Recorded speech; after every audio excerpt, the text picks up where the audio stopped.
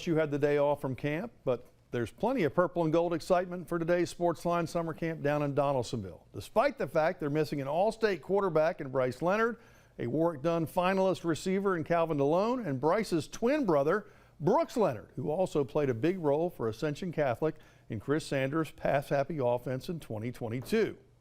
Get a decent double.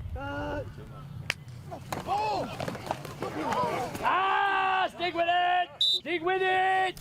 The Bulldogs are building this year's offense behind the Trench Mob, an offensive line that features 4 big senior returning starters, and the roster's big for Division IV. Up to 58 players from 48 a year ago, 14 seniors. Jake Landry has waited his turn to be QB1, but Sanders won't just throw it around the yard to create excitement that we saw last year. If the ground game can build on last year's 10-3 season, including a perfect 4-0 in district, Sanders has these kids believing.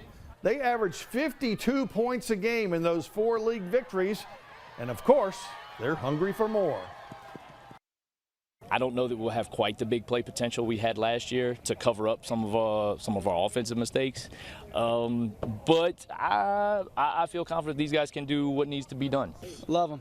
Always there. He might be a little mean sometimes, but it's all for the right reasons. Our better players last year were our quarterback and receivers. Our quarterback was an offensive state MVP. He was really good. We had 2 really good receivers. Bring back a great offensive line. Bring back a bunch of running backs with game experience. Yes, we absolutely anticipate running the football a whole lot more. I mean, we're really big up front.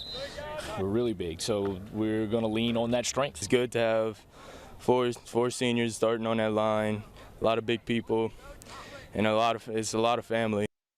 More on the Bulldogs tonight at 10. Only a handful of teams to get to before we put Sportsline Summer Camp to bed for another year and get moving on to the Jamboree edition of Sportsline Friday night. Liz, back to you. Steve, thank you.